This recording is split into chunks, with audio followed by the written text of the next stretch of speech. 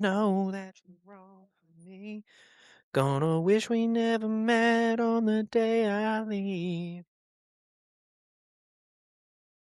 And I brought you down to your knees, 'cause they say that misery loves company. And it's not my fault, it's not your fault, I ruined everything. And it's not my fault, I can't be what you need. Baby, angels like you can fly down here with me. I'm everything they said I would be. Welcome back to Pat on the Back. I'm a Jamie Foxx type with no ass. Welcome back to Pat on the Back, guys. It is your host, Pat O'Connor. And the other day, I was at the gym.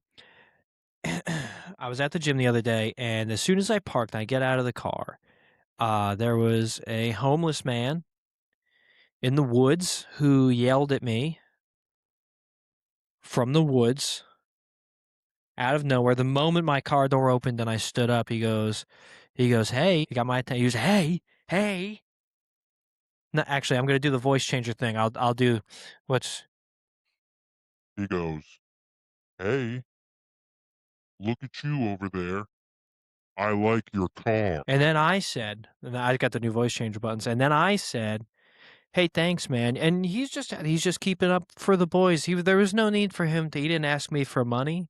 He wasn't looking for any kind of handouts or compliments to come back his way. He was just like, "Hey, pal, it's a nice car you got there." I was like, "Thank you, sir. That is a nice tent that you've got there. It's a real nice tent." So he's just out there. He's just like, "Hey, fucking, it's a nice car." I was like, "That's a nice tent. Thank you, sir. Thank you, caveman," yelling to me from the tree line. That's not unsettling at all to just hear coming from behind you. Also, he picked a terrible spot, if I'm being honest. I don't know if he was like a gym member, but I can't imagine being homeless is a fun thing to do when you live behind a Burger King, because you can just smell all the really good food that you just don't have access to. And that's gotta suck so much, just be like, "God, I'm so hungry, I don't have enough food." And then you smell just deep fried unhealthiness, and you're like, "Oh my god, I'll do anything to distract me from this. Look at that car over there. I'm gonna give that guy a compliment. Maybe he'll give me some money, and then I'll go get some Burger King." Well, no. Unfortunately, it's not gonna happen. It's nothing against him specifically. It's more an overarching issue that I have with homeless people, and because sometimes they're very nice, like this gentleman, and sometimes they're absolute fucking assholes, and those assholes have ruined it for the rest of them. Honestly, like that. There was one time I was living in Texas, and I walked out of the mall with my now ex-wife, and so I walk out of the mall with her, and there's this fucking fat guy who is standing outside, right outside the door, and he goes, "Hey, do you have any extra change?" And I go, "I'm sorry, man. No, I don't have any cash on me." And he does this. He's looking straight at me, and he just goes, and he just looks away and doesn't say anything. And fucking go fuck yourself, pal. All right. What the hell was that? I was pleasant. I was like, have a good day. Like have a nice day. I'm sorry, I don't have anything. I didn't fucking plan for you in my fucking budget today when I went to the mall, bud. Okay, don't be a fucking asshole to me just because fucking you're in a tough spot. Okay, that was the mall like right outside of an army base. Just fucking go and join the army. I can see the gate from here. Like fucking go do something about your situation. Also, he was like fucking huge. He was a giant fat guy. So it did become a little bit where it's like, you're new homeless, okay? You don't have the right to be this grumpy yet. You haven't been home, like, obviously you're fresh homeless. You spent all that money on fucking food as opposed to just to paying your bills, like, and not eating the second fucking hungry man meal. Like, I had no ill will towards him until he was a fucking asshole. And then I was like, well, I guess I'm just going to be an asshole back. Like, fuck that guy, dude. Now I don't like you at all because there's no way, like, there's no way we were the last ones he talked to. And he was like, I'm kind of in a grumpy mood. I should call it a day because things have not worked out to my liking. It was definitely like well, these next people that are walking out right behind you, I'm going to be a fucking dick to them too. You know what I mean? Like, dude, go fuck yourself, dude. That shit bothers me so much. It's like, I've never been homeless, but I've been down pretty bad, and I was never an asshole to people just because of my situation. You know, I've been in a bad mood, but especially if I'm asking for fucking handouts from these people from a fucking stranger. You know what I mean? I would never be a fucking just straight up fucking dickhead because I fucking can't go to Cracker Barrel that fucking day because I couldn't afford the buffet line at the Golden Corral. Like, dude, go fuck you, dude. Go buy your baby wipes somewhere cheaper than the fucking mall. And that's not like all. That was just one specific guy who I have ill will towards. Okay, that's not every homeless guy. Because we've got the guy at the gym who was cool, handing out fucking homeless car-plements, and so that was fucking sick that he did that. And then I've had another guy. It's always a compliment to your car. It's always a compliment. And this guy, he uh he was always on my way home. Not every day, but like pretty close to every day because it would take me 10 minutes to get home, and I drove straight through like downtown Austin. Like I lived further into the city than I worked. So it would take me 10 minutes to get home. I wouldn't jump on the highway because it wasn't worth it. I would actually have to go out of my way to get on the highway. So I would just go through town, and I had to sit through like two lights maybe to cut through these back roads. And there was always a guy at the light like every day, a couple times a week. And he's always like, hey man, how's it going? I'm like, how's it going, dude? Like he's like, hey, if you got anything you could spare. And some days I did, but some days I didn't. And he was never a fucking dick when I didn't. Like I'd be like, hey, I'm sorry, man, I don't have any extra to give you today. And he goes, "Oh, that's all right, my man. That's all right, my man. Are you having a good day?" I was like, "Yeah, I'm sitting at a red light. I'll chit chat with him." I was like, "Yeah, I'm having an all right day." He goes, "I gotta tell you, Mike, man, I like your Jeep a lot, dude. It's a nice car. It's a really nice car. You've put a lot of work into it." I was like, "I did put a lot of work into it when I was active duty, and that's all I had going on. So I didn't know his name. He didn't know my name, but like he recognized my car, and he would be nice and just chit chat with me. I'd chit chat with him. And then on days that I had a couple extra quarters or something, or a fucking pocket full of change, I'd give it to him. And he was always pleasant. He was always appreciative of that little bit, dude. But this fucking one guy, this one fat shit at the mall, this fucking fat fucking beggar at the mall this one time pissed me off to the point where I have like it's like if the moment that a fucking homeless guy or needy guy is a fucking dick to me, I'm gonna be a dick right back. I don't have to fucking deal with your bullshit. It's not my fault you're in that fucking situation. Don't be pissy at me because I didn't take out a couple dollars when I was at fucking Spencer's Gifts so that I could throw you a couple bones. You know what I mean? Like, just go fuck yourself, dude. Just try being a little grateful. Try that one on for size. Be a little grateful. You know what I mean? Like, fucking come on, brother. So anyway, after that I go into the gym, and there's this kid I've been seeing at the gym like a shit ton. Honestly, I see him there damn near every day. And he's like he's a young fucking He's a young Guido. He looks like he's maybe 19 years old, and he's in good shape. I'm not gonna sit here and say that he's, like, fucking fat or anything. He's in pretty good shape, but he dresses how I would expect, like I don't even know how to explain it, like a 50-year-old Italian guy in 2009. Like, he wears, like, skin tight fucking shirts. His hair is slicked back. He wears a gold chain. And then he wears, like, these baggy, not like super baggy, but like these loose fitting pants where like his pants are rolled up like twice and they're just kind of floating around the top of his sneaker. And the way he walks, you're just like, you kind of walk like you suck. Is the only way I can explain it. He just walks like he sucks a little bit. Like he's got like a little pop. I don't even know how to explain it, dude. He's just a young. He's like if Tony Soprano like actually took care of himself and didn't just eat fucking prosciutto 7 days a week at every meal.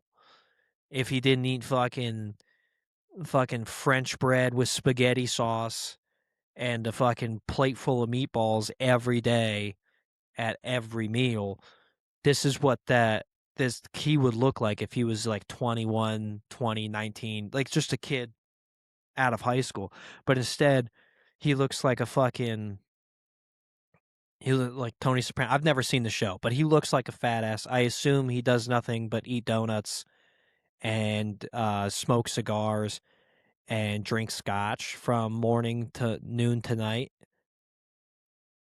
If I were to guess, if I were to put money on what Tony Soprano's diet was, I would say it's whatever makes someone ridiculously fat.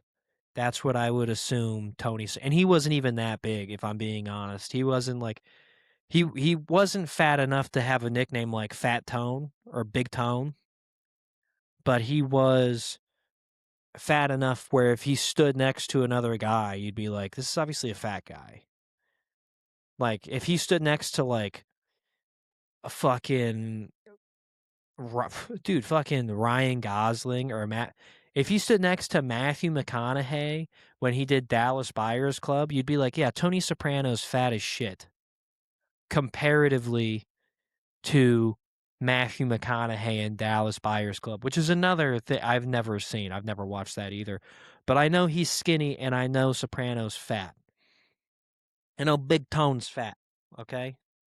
He's not like Joey Diaz disgusting fat. He's not fucking gross, terrible, fucking fat Bert Kreischer fucking fat, but he's fat. He might be like Bert Kreischer now because he's lost a little bit of weight, but he's not that fat, but he was a fat guy. I think he was also like 6'2" though, so he had a little bit of the luxury like of stretching some of that weight out, but still, it's like you were you were one of the bigger dudes on that show and you were also should have been one of the healthier dudes. Like you were in that age range where you could not be a gigantic piece of shit, but instead you were like crime bosses are fat guys. Look at Jack Nicholson in The Departed. He was kind of fat as well, but he was also fucking 75 years old and died in a fucking piece of heavy machinery. What he got shot inside of the plow for like a dump bucket thing. It's like god damn it, I can't remember the name of it. It's just fucking going right by me right now.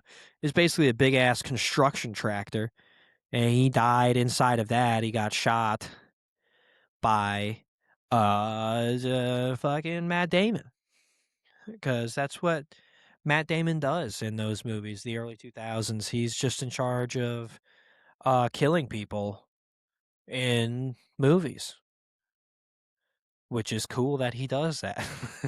It's funny. It's like, oh man, that's a cool thing to do. Just kill a bunch of guys all the time. But that was like I was thinking about it the other day. is that when in an action movie, when someone dies, why is it that, like, I understand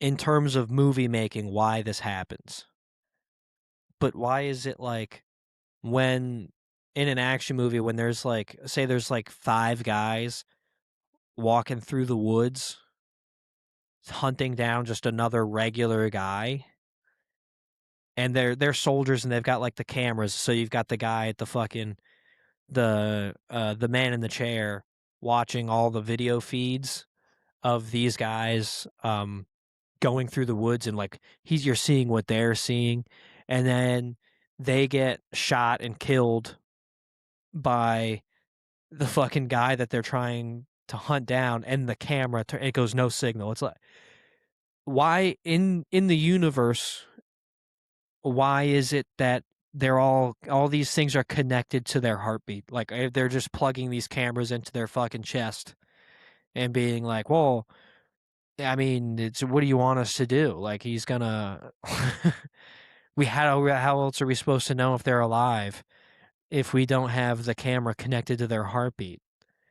Like, that's how it seems in universe. I understand that in movie making they do that because it's like, oh, when someone dies, and it builds the tension. I get that, but like, think of that in like if you're experiencing that as the guy with the fucking in the chair watching these cameras go out, I would be like, why is this guy taking the time to turn off all these cameras? Why does he shoot every single person directly in the camera? Like, that doesn't make any sense. And then you just go, this is obviously dead. Like, the camera couldn't possibly have malfunctioned. This guy is dead. And they're always like, come in. Come in, Agent 42. Come in. Come in, Agent 42 is down. Agent 42 is down. It's like, yeah, we knew that already, okay? We knew that when he got stabbed in the neck. Did we really think that, like, we know in our world too that when the camera cuts out, that means the guy's dead. So why do we have to listen to the guy constantly calling to be like no name actor number 3, come in? Like, that just seems stupid to me. That seems dumb. But speaking of Matt Damon and action movies, I was thinking about this the other day, and it was an interesting thought. So the other day, maybe about 2 weeks ago now, I did on a Sunday. I spent 8 hours watching young Matt Damon.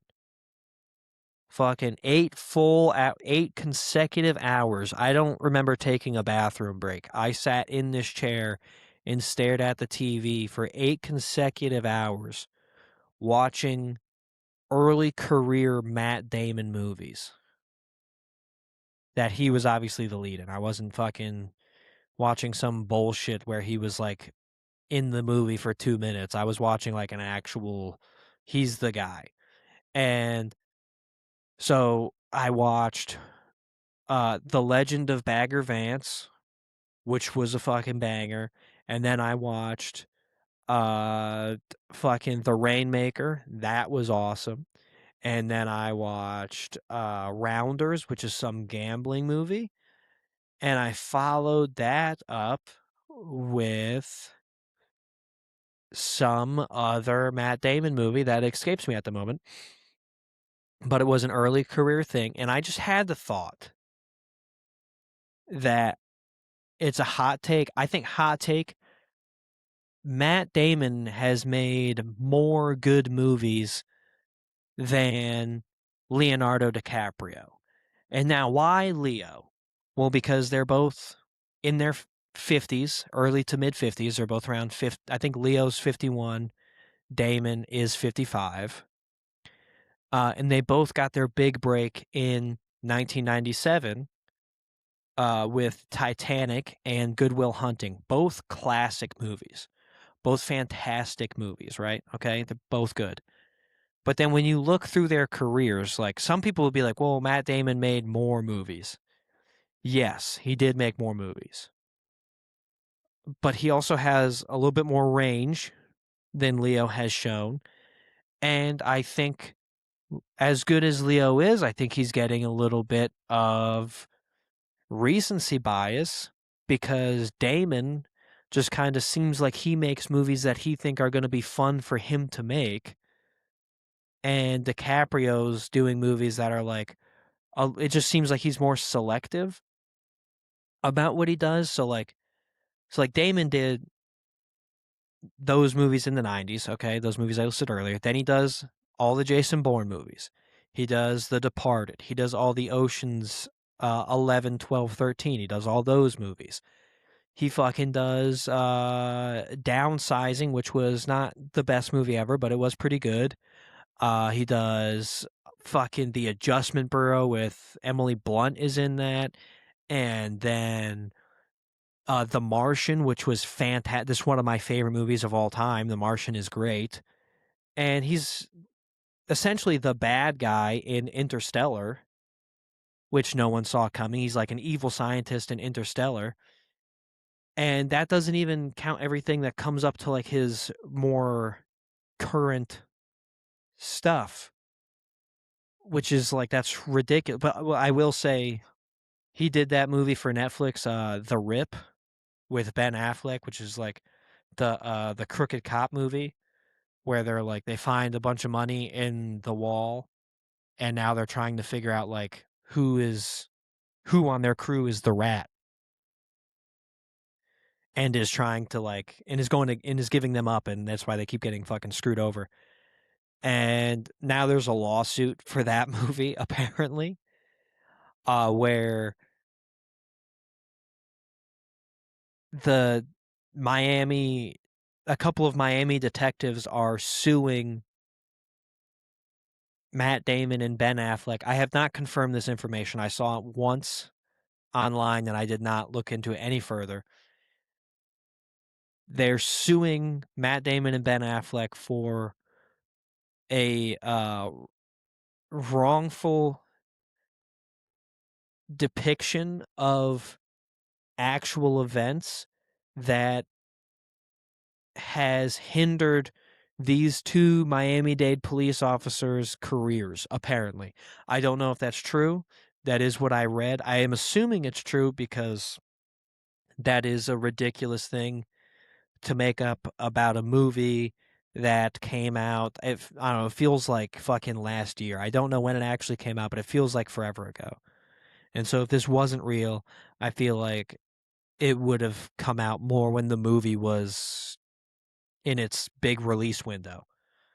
So I feel like that's true. And so I will give that to Leo a point in his favor where I don't know of any lawsuits Leonardo DiCaprio has suffered from making a movie. I will give him that. But so then let's look at what Leo has done, right? He did the Titanic, and that's the only movie I know about. That's where we're starting. We're starting big breaking on. He had other shit that he did. I don't know if it came out before or after Titanic. Like What's Eating Gilbert Grape? That feels like that was before Titanic. Or fucking was that Basketball Diaries? I think that was before Titanic. Okay, so we're gonna go Titanic and forward because that was big break 1997 feels fair. He did Catch Me If You Can, that thief movie, which is a really, really good movie. It's one of my favorite movies, and it's so popular that everyone knows what the movie is about and they never know what it's called. Everyone always forgets the title of that movie. So, how much could you really have liked it? How memorable could it really have been if you constantly are like, "Oh yeah, I know that movie," and you don't know what it's called? Like that doesn't how you don't know the movie. I feel like that's fair to say. But that movie is really good. Apparently not as iconic as fucking Jason Bourne or Ocean's 11 or some of the other things that Matt Damon has done. And frankly, I don't know what he did in between that movie, Catch Me If You Can, to The Departed, which was in like 2006. I don't know what Leonardo DiCaprio did in that time. I don't know what movies he made or if he was doing a bunch of off-Broadway stuff, but like name name an early 2000s movie. Name a movie Leonardo DiCaprio did in 2004. A, a Blood Diamond, maybe? Maybe? But even then, I don't know if that's accurate. You know what I mean? That could have come in like if you told me that came in 2009, I'd be like, okay, that makes sense, right? Like I don't know. But then okay, so then what? He in 2010 he did Inception and Shutter Island, fantastic movies. Those are great movies. And then he did The Wolf of Wall Street in like 2013, and the was it The Revenant is the bear attack movie? I believe it's The Revenant. That's a good movie. It's also boring as fuck. It took me 3 tries to watch that movie because it's just watching him crawl through the woods for an hour and a half until he finds a fucking Indian that saves his life and is like and he got a fucking Oscar nom, or he won an Oscar because he's a vegetarian that ate beef or whatever the fuck. Like, I mean, good for you, pal. Like, that's dedication to the art craft. But I don't know if eating a cheeseburger constitutes winning a fucking Oscar. You know what I mean? Which also Matt Damon has won an Oscar, so we're kind of canceling each other out on that as well. And then you keep rolling forward. And it's what has he made since then? Uh, One Battle After Another, which was good. That was a good movie, but it wasn't like as good as people had led me to believe. When I watched, I was like, yeah, it was good, but I wasn't like blown away how everyone else made it seem. Because frankly, he was probably like he was the comedic relief in that movie almost. He was like the more like basic useless character. He was the most useless guy in the whole movie and arguably drove the story forward the least. He had no effect on the outcome, really. So, what the fuck? You know what I mean? Like, and then, I mean, what has he even made since then? Like, Killers of the Flower Moon, I think came before that, actually. I have not seen that because it's fucking 4 hours long. And I just don't have the time to sit there for I don't have it's not the time. I don't have the capacity to sit there for 4 hours and watch one movie. That's like it was fun. Like during COVID, I watched Zack Snyder's Justice League, and that was 4 hours long. But it's like I also couldn't do anything with my entire life when I watched that movie. If I go to watch Killers of the Flower Moon now, that's like I have to have nothing. I have to take a day off of work and be like, I'm taking this day off so I can watch TV. And that's how I'll end up watching that movie. I'm never gonna I'm never gonna turn that thing on. It's too long of a movie. And that feels like all of DiCaprio's shit is too long. He did Django Unchained and he was great in that. And that's a very fun movie. It's a great movie, very enjoyable. He's the main bad guy, but he also dies like before the climax. Wouldn't you say? He dies like almost too early. There's like 45 minutes of gun blazing shootout that happens after the main bad guy dies. That's not a great selling point. If I told you the James Bond villain died at the 1 hour mark of a James Bond movie, you'd be like, what the fuck are we gonna watch Daniel Craig do for the next hour and a half? This is a waste of our fucking time. Like, why did we turn this on? If if fucking if Tom Cruise did a Mission Impossible movie where he solved the impossible mission 45 minutes before the ending, you'd be like, how is there 45? The only reason we're here is to watch Tom Cruise do cool shit. So we're going to go watch Ethan Hunt do like some recreational paragliding. Like, what do you mean the main bad guy died and I'm not that close to getting a bathroom break? What are you talking about, Leo? Like, and that's not on Leo. That is very much on Quentin, Mr. Tarantino. But like, what the fuck is that, dude? Like, and then you look back at. I mean, it's not a DiCaprio problem, but you look back at like Reservoir Dogs, and like the point of the movie is that you kind of know who the undercover cop is, and you're just waiting and watching until the other crooks find out. And you're like, that makes sense because that's how the movie's written. This movie is written where we're like, we're gonna make Leo say the N word in the coolest ways possible. And he's gonna do it in a way that is so hateable, yet somehow so likable because of how hateable it is, that we're going to have to kill him before we can progress this film any further. And that's not enough. We're going to have it be somewhat anticlimactic when he does die.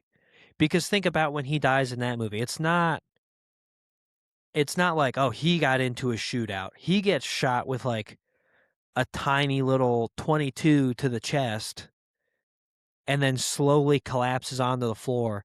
And that's when shit kicks off, where the German doctor gets fucking blasted into the bookcase. And you're like, oh shit, now shit's happening. But like, it was anticlimactic when Leonardo DiCaprio died. He's the main bad guy in the movie. You know what I'm saying? He's supposed to be the most evil guy in this movie. I heard that he did not share the stage with a black actor or actress for the next 10 years after making that movie. And he died about 3/4 of the way through it. So are we really going to and are we going to sit here and say that he was a fucking master? Like, he's made good movies, but like it takes him 4 years to come out with something. Matt Damon would never keep us on the ropes for that long. He would never do us that dirty. If Matt Damon wants to make a movie that he's just like, yo, this shit's fucking gonna be fun to make, then he's going to do it because he's the man. Matt Damon is like, he's Jason Bourne. Everyone knows who Jason Bourne is. Everyone knows who Jason Bourne is, okay? Tell me what Leonardo DiCaprio's character's name was in the movie The Departed. Because I don't know. Fucking Bill, maybe? I do not know. What was his character's name in the fucking I was gonna say Wolf of Wall Street, but everyone knows that one. That would be a dumb pick to go with. What's his character's name in fucking One Battle After Another? It's the most recent movie he's made, I believe. No one knows his character's name in that. So, like, fuck off, dude. That's his newest thing. You don't even know about that? But everyone knows who Jason Bourne is from 2001. You know what I mean? Also, his character, Matt Damon's character name in The Departed, was fucking O'Sullivan, I'm pretty sure. Or just Sullivan. So, like, what are we talking about? Yeah, he's got some stood the test of time type of roles, dude. Like, So I don't know. It's I think Leo gets like a lot of praise and is like I think he's largely considered and justifiably so, largely considered to be one of the greatest actors um of our time. I'm not going to say that he's the greatest ever or anything like that. I'm not like out of my mind, but I think of someone who's like still who's been making movies since 2000. I think it's fair to say that he's one of the most talented actors who's been on the big screen on a fairly regular basis, and still has plenty of time to go to make good movies. The same as Matt Damon, he's got plenty of time to go to make good movies. The fucking Odyssey is coming out like this summer, and that's going to be a fucking masterclass with a ton of great people in it. But like, I don't know what the fuck Leo's working on. You know what I mean? Like, and I'm sure whatever he makes, he'll be good. But like, Matt Damon isn't afraid to take a few fucking risks, and so yeah, he's got some duds on his resume, but he's also got a fucking million great movies that you can turn on and be like, you know what, that was enjoyable at the very least for one watch. I think the only movie I've seen of Matt Damon's where I was like, I kind of like I don't need to watch that again, and I didn't particularly enjoy watching it the first time was fucking The Great Wall because he's a white American archer in I don't know, fucking ancient China, and he has to defend the Great Wall of China from I don't know if they're just monsters or if they're like aliens or something. He has to defend them from him and Pedro Pascal have to defend the Great Wall of China from these creatures with a bunch of uh Asian warriors of whatever descent. I'm not going to say they're all Chinese, but because it seems like they all kind of banded together from across the country to or continent to fight these things. And apparently that's why the Great Wall was actually invented. It was invented to keep the monsters out. So every fucking 3 million years or whatever, we have to fend off these fucking creepy crawlies from just taking us, I guess. And so China's really out there doing the Lord's work on that front, and they brought Matt Damon in for the cinematic retelling of this age old story of defending China from the monsters. It would be funny if there was like if they did the Great Wall and instead of defending it from the monsters, they were defending it from the Monstars from Space Jam. They were like, let's sick the fucking cartoon characters on them after they stole all the mojo from Charles Barkley and Patrick Ewing, and let's have them try and take over China. That that would have been a better Space Jam 2 than that dog shit that LeBron James made. I never watched it because I just heard it sucked. But like I feel like that would be the way to go of like let's make a good movie where Matt Damon and Pedro Pascal in ancient China have to defend all of Asia from the storming of the Monstars from Space Jam. They're going to use their basketball skills to cross up the white guy and whatever ethnic background Pedro Pascal is, and they're going to fucking cross them up and slam dunk on them, and whoever wins the 2-on-2 matchup gets to uh run the universe. And I think that makes sense because they would have learned from the 5-on-5 of Space Jam when they had to play Michael Jordan.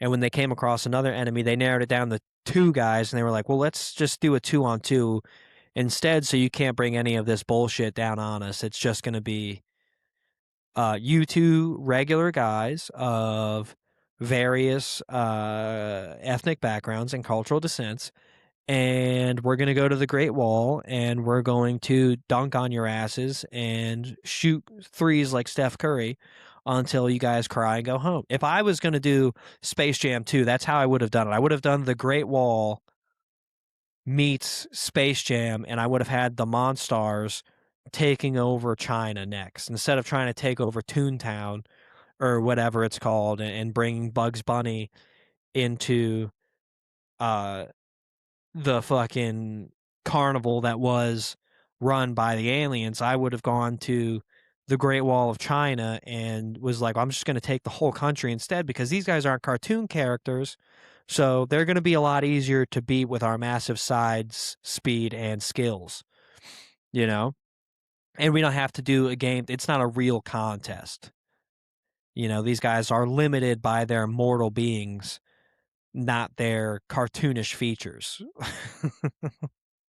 So if I was going to do Space Jam 2, I would have I probably would have killed LeBron James off early in the film to really set the stakes high, and then I would have brought in Matt Damon to have a one-on-one showdown with the Monstars and just went to town on those guys. And then if I really wanted to spice it up for like a third act, I would have brought in Leonardo DiCaprio, obviously, and it would have been 2-on-2 Damon and Leo versus the Monstars top two. We'll say the orange one and the fucking green one, and we'll see who comes out on top. They're going to battle for China. The two white men are going to battle for China against the invading alien species who want to take all the Chinese people and turn their entire country into the next big alien carnival.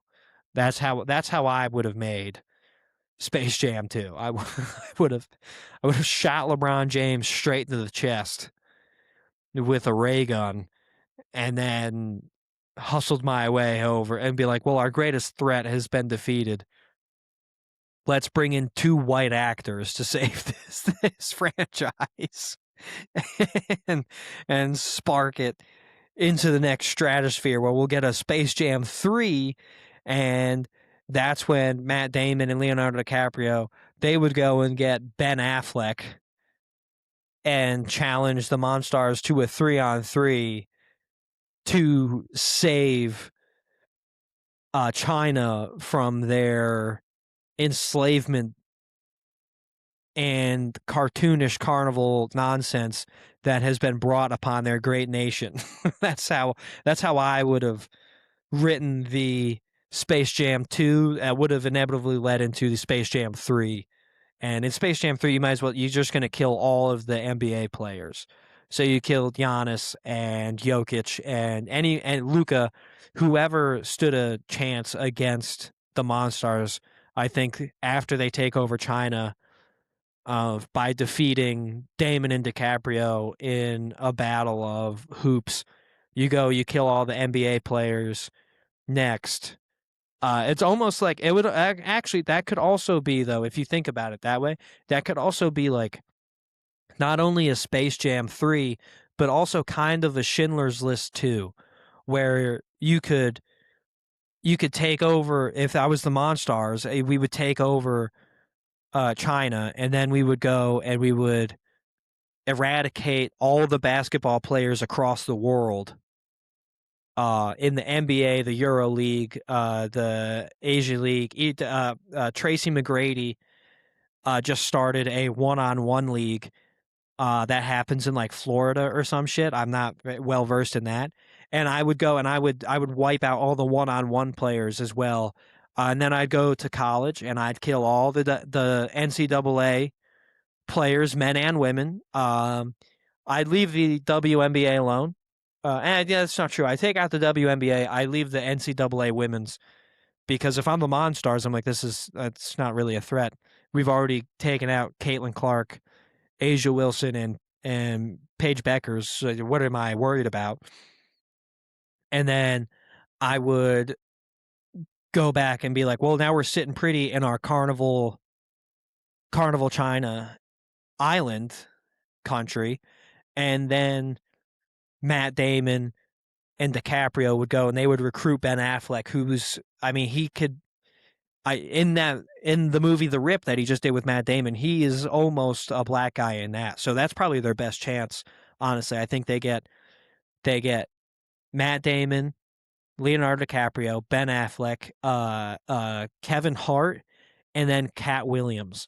And so that way you have an internal strife on the team because you have two short black guys who are going to be at each other's throats, duking it out for superiority, and then three medium height, two tall white dudes who those are the main cast. You know, Cat Williams and Kevin Hart, they're the comedic relief of this entire endeavor.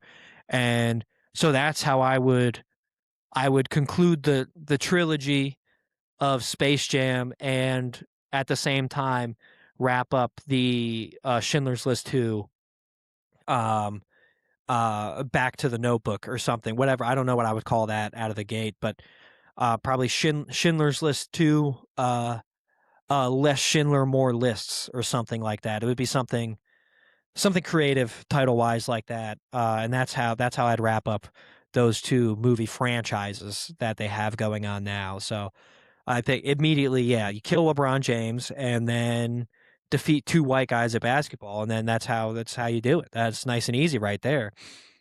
And to wrap up that whole conversation, fucking yeah, Matt Damon, I say has 8 stars out of a potential 10 stars, and I'm going to give Leo 7.5.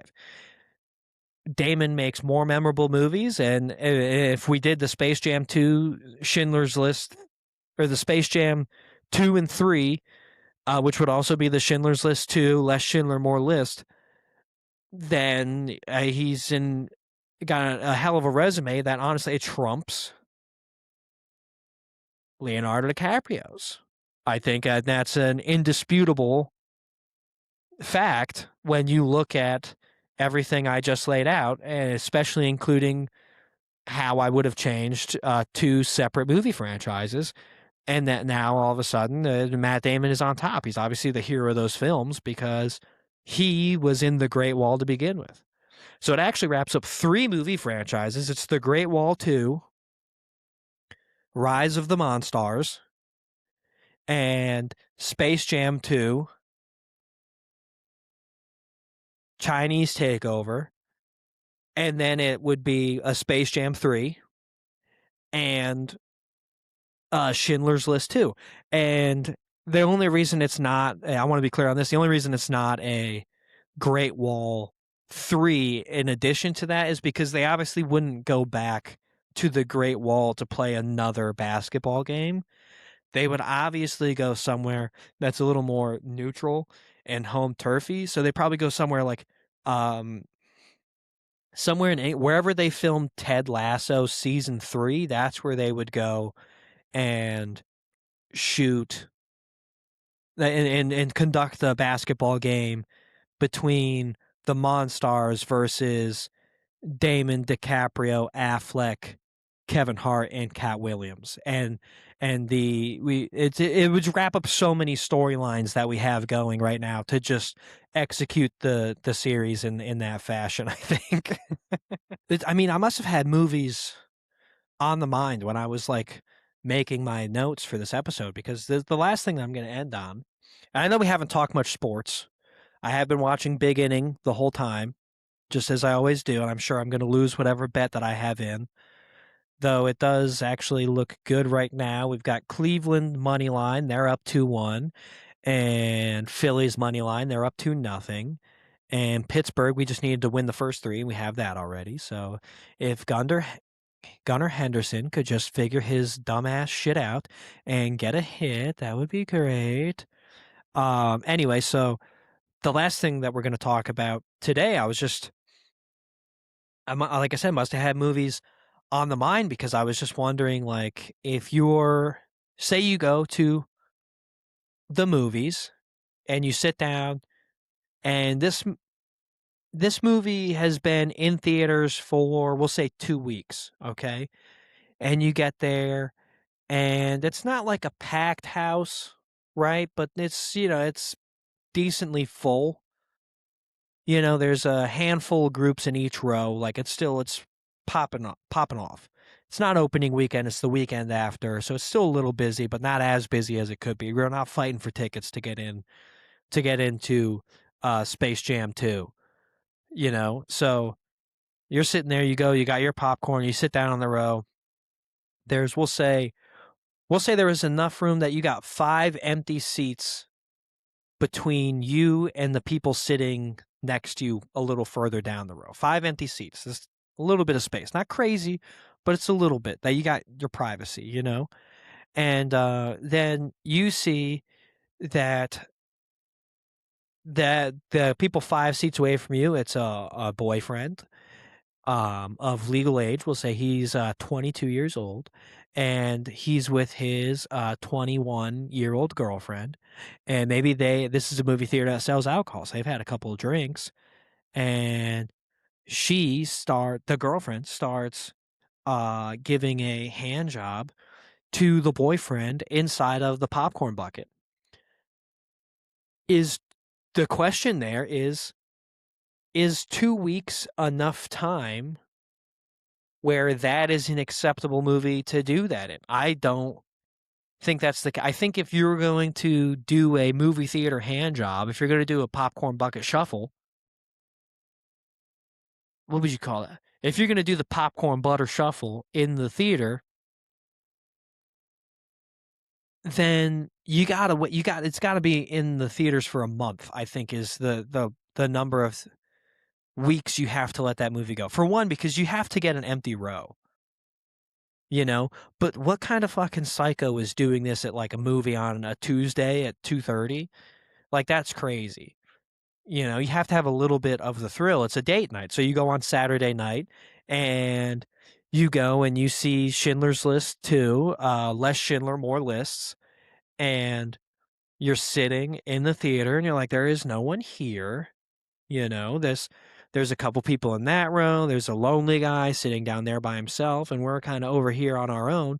I think that's when you can do the popcorn butter shuffle. But I don't think you can do it before that, because I think before that, like you need the row by yourself, and it can't be like a popular movie at the time of doing it. You can't go on an opening weekend because that's crazy. You're 100% you get caught. So you have to give time for these movies to be in the theater and kind of get flushed out and let their audience, let the numbers rise and then come down. So that way you have your privacy when this is fucking going on. I don't think you can't just fucking do it out of the gate the whole time, because that's crazy. That you can't. So 4 weeks. You want a popcorn butter shuffle? That's 4 weeks minimum at the movies. I could see the argument. I mean, could see the argument, I guess, for going on, like, if you really are like, we like to go to a Thursday at 6, like to catch a movie then. Maybe you have like an off work schedule, or maybe you work Friday, Saturday, Sunday, and you work 12-hour shifts. So you're working from 9 to 9 on Friday, and you got to be back in at 9 on Saturday, and then again on Sunday. You're not going to go to the movies after that. You have to get home and go to sleep because you only have so much time before you have to get back to work. So you don't go to the movies those nights. So maybe you hit your PB Shuffle on a Thursday at like 6 p.m. I think that is okay, but only if you can't go plan on it. You have to show up and kind of the opportunity has to present itself, and then you go like, oh, well, and it is on the guy to be prepared, okay? You have to come with your cutting device to put the hole in the bucket. And also, you guys, that's no easy job to get enough popcorn out of the bucket, because you don't get to fill the bucket. They fill it for you and then give it to you. So to get a bucket, I've never finished a bucket of popcorn at the movies. And I'll go with like 4 people and we'll share the whole thing, and it's never empty. So to get it down to where there's enough popcorn removed, you're either dumping it on the floor, or you guys have to house like a pound of popcorn and then be like, "Okay, well, now let's do it." And that's so much popcorn. You know, like, you're gonna feel heavy after that. She's gonna be bloated because girls get bloated from everything. I saw one time I had an ex-girlfriend, and she thought about a cheeseburger and then didn't eat for 3 days because she thought she was fat.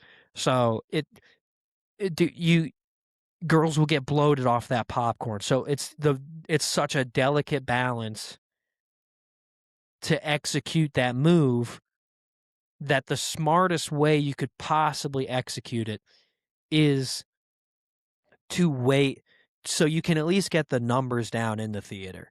You know what I mean? You gotta dwindle the number. You gotta get one of those categories in your favor, but you can't bring it up to I don't think you can bring that up to the girl and be like, "Do you wanna go to the movies and give me a hand job in a bucket of popcorn?" She's gonna be like, "No, I don't wanna do that." You know, but if you get there and if you get her like if you riz her up a little bit and she's fucking feeling flirty, maybe you pop a blue chew into her drink, so now she's all riled up, and so you pop a blue chew in her drink, now she's hard, and then you take a blue chew after she gets hard, so that way you're hard in the popcorn bucket, and then she can jerk you off after that at the movies while you're watching Space Jam 3, Schindler's List 2, Less Schindler, More Lists. Guys, that's the episode for today. I think we're gonna wrap it up there. But it was a ton of fun. Thank you guys so much for listening. The Achilles episode we did, the idiot history episode we did last week, has actually performed fairly well. Not crazy numbers, but we've got a little bit of spikes. So we're going to be doing an idiot history about once a month going forward. I'm thinking that next month, in about 3 weeks from now, we're going to do an episode of Idiot History either on King Richard the Lionheart or King Arthur. So if you guys leave a comment somewhere on what you would like next, either DM me on Instagram, Pat O'Connor Comedy on Instagram, or leave a comment on Spotify or fucking YouTube, whatever the fuck. Let me know. And guys, go check out Rudy Tuesday. That is a comedy podcast I do that comes out every Tuesday at 7 called Rudy Tuesday. I do that with comedians Breck Michael and Rudy Marinosi. Every Tuesday at 7 is when that comes out. We come out over here every Friday at 7 across all platforms. Yes. So guys, go check that out. Thank you so much for listening. I have a great time talking the stupidest, some of the dumbest things I've said on this show so far. But thank you guys so much for listening and have a good one.